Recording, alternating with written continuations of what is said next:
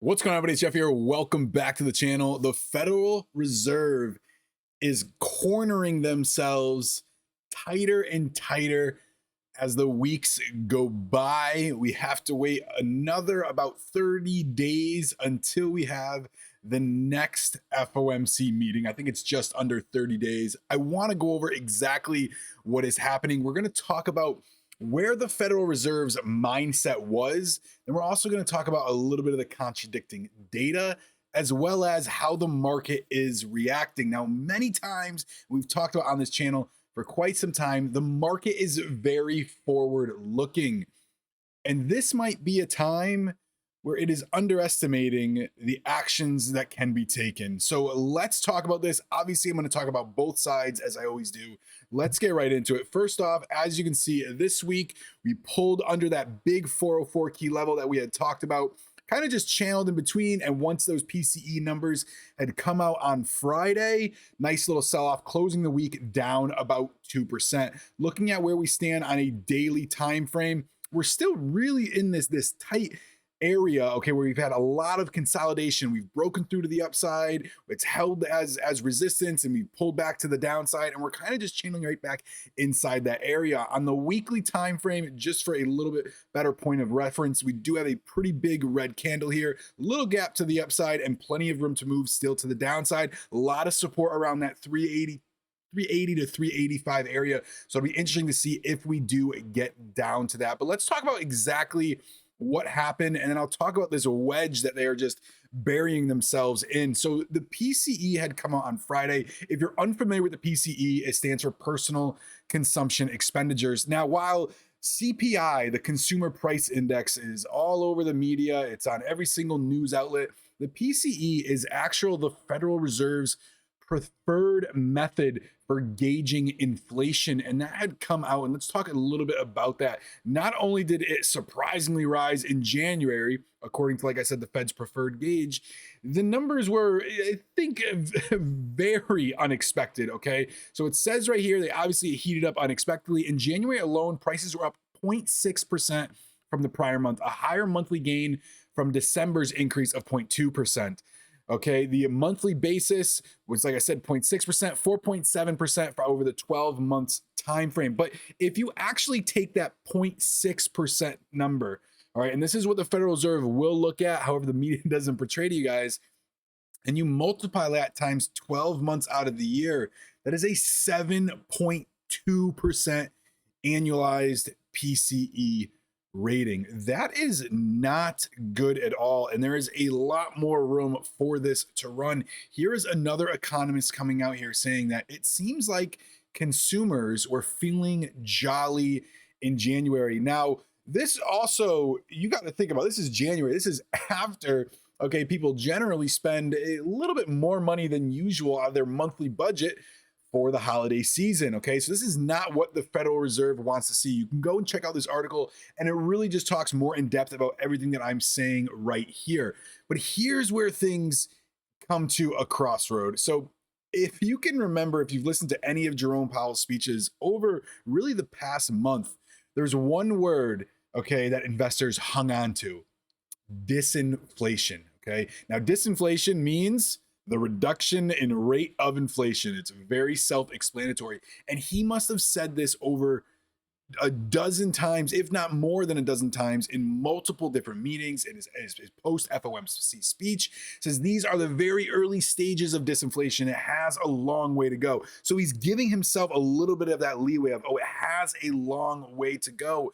But these are the early stages of disinflation. They're already starting to see signs. Okay, and then not only does a hotter, okay, than predicted CPI come out, a much hotter than predicted PPI, which is the producer price index, which is what companies and corporations are having to their increase of expenses are, which will eventually be passed down to the consumer.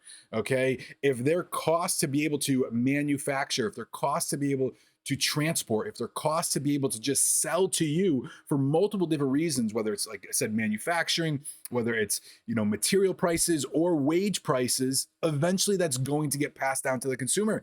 If it doesn't get passed down to the consumer, this is economics 101. that company will not be in business. We had a much higher PPI. It's only a matter of time as we continue to see throughout our normal commodities, the grocery stores, and everywhere else we shop. Eventually, that's going to continue to get passed down to the consumer. Now we have a much hotter than expected PCE that comes in. This is not good. You talk about also consumers spending a lot of money in January, begs the question of how is this going to continue to happen? Now, where I am up in Connecticut, doesn't really seem like things slow down. I go out to my local Target, okay? I go to my local grocery stores, I go to local restaurants. They're still very busy. When you take a look at, okay, this is a chart showing the red line is consumer loans, which is their credit cards and other revolving plans. And the blue is the personal savings rate, okay? Now, once COVID kind of hit and all that stimulus came out, we got a massive, massive spike, something higher than we've seen over the last 20 years. Obviously, that was spent. You see that next spike? More stimulus coming out. And here we are dwindling at lows that we have not seen since somewhere around that 2007 timeframe. Mind you, okay, we are also looking at credit card debt that is higher than we've seen in the past, since this chart even started, which is probably about 2002, 2003. So you have people spending money out of their savings. Okay. You have consumer, their credit card, what they owe on their credit cards is continuing to rise. You have this just wedge that is just widening and widening, that it comes to a point to where they're not going to be able to pay it. They're going to get themselves in a position where they can only afford that mere minimum payment, which inevitably goes towards interest. Not a good combination. But while spending continues to be strong, inflation is going to continue to rise. So while I do think it is going to be very rare, okay, for the Federal Reserve to go from 75 to 50 to a 25 basis point hike to back to 50, that would be rare. Does not mean it cannot happen. Okay, that is not likely. All right, there were some reports out in the FOMC minutes saying that some Fed members did, think that 50 basis points might be on the table come their next meeting. However, I personally do not know if the members that had stated that were actually even voting members. Not every member gets to vote on whether the rate hikes, should go into effect or not. Okay. It's going to be very interesting to see. I do think that would be rare. Clearly it's not out of the question. The Federal Reserve definitely needs to do something, whether it's tightening harder, whether, with their selling of their mortgage-backed securities, whatever it may be, they need to act a little bit more aggressive, or inevitably inflation just continue to spike. You have some of the hottest spending months coming up. Okay. Seasonality, it's going to be very interesting. So like I said, guys, it's going to be another, exciting week. We broke below that 400. Like I said, we spent a lot of time, okay, in that area. The retest I had, had said to everybody inside the group, and I believe I said in my videos a couple times, that going back and retesting some of these areas after breaking through it would be very common. When we came back up, we got to that 402 level. I still don't think that 404 is out of the question. We did get that little 408 tap right here, kind of had held.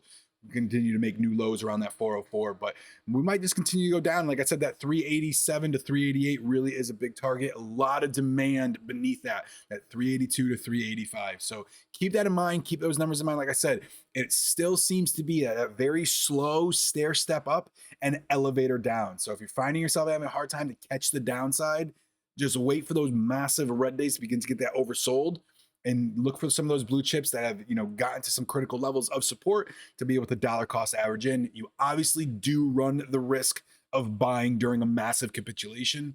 Okay. However, a lot of these blue chips companies will recover. Some of the ones that sold off early, such as Nvidia and Tesla, while I do not believe they are done selling off, they've rallied over 100% from their most recent lows. So just keep that in mind. There are still a lot of other companies that have not been, hit nearly as hard. They have a lot more room to the downside. So guys, that is it for this video. Before I let you go, I do want to mention to everybody that is still hung around to this video, I have taken some time to work with a software developer and a coder to be able to put my entire strategy and trading process into a code. Now, it can be very difficult because these guys, while they know a little bit about some of these trading platforms, such as TradingView, they are not traders, and I am not a coder, so we're still trying to find that language. But if you take a look at some of these most recent triggers that the algorithm has done. This was QQQ on Friday. You come back to on Thursday. Thursday did have a couple break evens here. Okay, it does signal at the next candle.